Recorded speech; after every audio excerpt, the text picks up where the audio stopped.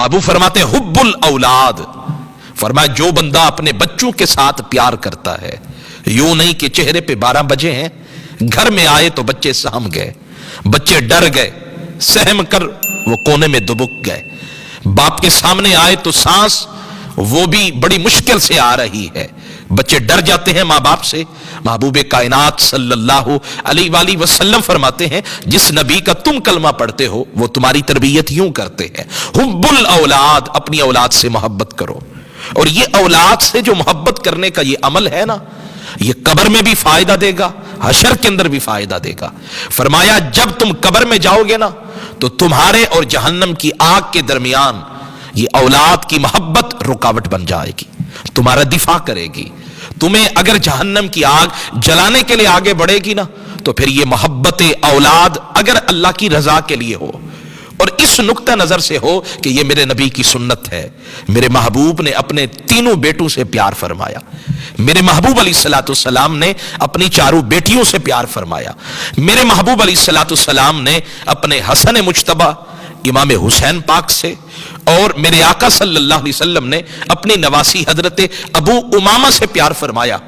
ये हुजूर ने बताया, सिहाबा कहते हैं कि हजरत अबू उमामा को मेरे आका ने नमाज के दौरान अपनी पुश्त पे उठा रखा है। इमाम हुसैन की, इमाम हसन पाक की अलैहिमुस्सलाम की कहानियां तो सुनाते हैं,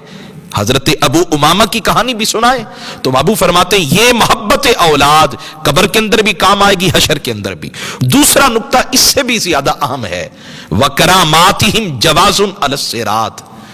माँ बाप बच्चों को खिलाते भी हैं, बच्चों की जिम्मेदारियां भी पूरी करते हैं, उनकी जरूरियात को भी पूरा करते हैं, लेकिन यहां शरीयत कहती है, महबूब फरमाते हैं माँ बाप की जिम्मेदारी यह है कि वो औलाद को इज्जत भी दें,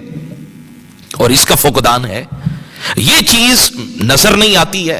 वो चाहे मैं हूं या कोई और माँ बाप हो, हम अपनी औलाद को इज्जत नहीं देते हैं, जिसकी वजह से वो माशरे के अंदर कॉन्फिडेंस, वो इज्जत और वो एहतराम और वो एतमाद के साथ खड़ा नहीं हो पाता। यानी अगर बच्चे से गलती हो गई तो अब माँ बाप की जिम्मेदारी है कि बजाय इसके कि वो सबके सामने उसको शर्मिंदा करें, उसको रुसवा करें, उसको तन्हाई में बिठाकर उसको मारना है मारें, सजा देनी है दें, लेकिन लोगों के सामने उसे गिराएं नहीं। लोगों के सामने उसकी तहकीर करेंगे तो उसमें बगावत के जज्बात जन्म लेंगे, वो तुम्हारे खिलाफ बगावत के जब जज्बात जन्म लेंगे तो वो बच्चा तुम्हारी बात कभी दिल से तस्लीम नहीं करेगा। तो रहमत कायनात ने कितने हसीन अंदाज में उम्मत के माँ बाप की तरबियत फरमाई। फरमाया वकरामातिहिम जवाजुन अलस्सिरात, खिलौने भी खरीद करके दिए, बच्चे को कपड़े भी खरीद करके दिए, उसके स्कूल की फीसें भी अदा की है, सारी जिम्मेदारियां अदा करते हुए एक बात भूल गए कि अपने बच्चे को इज्जत देनी है। और जो अपने बच्चों को इज्जत देते हैं वही बच्चे आने वाले वक्त के अंदर अपने माँ बाप का सर फखर से बुलंद करते हैं। और तीसरी चीज माँ बाप की जिम्मेदारियों के हवाले से बाबू फरमाते वल अक्लु माहुम बराअतुम मिनन नार, बाप है सारा दिन काम करके जब थका रहा आया तो कमरे के अंदर खाना मंगवाया, वहीं बैठकर खाना खाया। बाबू फरमाते यूं ना करो, अगर मुमकिन हो वल अक्लु माहुम बराअतुम मिनन नार, एक दस्तरखान हो उसके ऊपर अपने बच्चों को भी बुलाओ, साथ बिठाकर खुद भी खाओ, अपने बच्चों को भी खिलाओ। ये जो अमल तुमने किया ना कि अपने बच्चों को अपने साथ बिठाकर खाना खिलाया, एक तो बरकत होगी,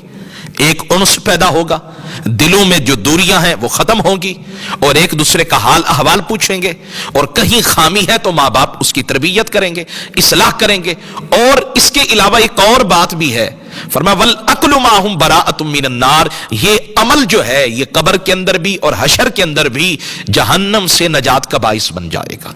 तो ये तीन बातें जो हुजूर ने बयान की हैं, मेरे ख्याल में मुझ समेत अगर मुआशरे के माँ बाप अगर इन पर अमल कर लें तो मेरे ख्याल में हम अपनी औलाद की बेहतर से बेहतर तरबियत कर सकते हैं।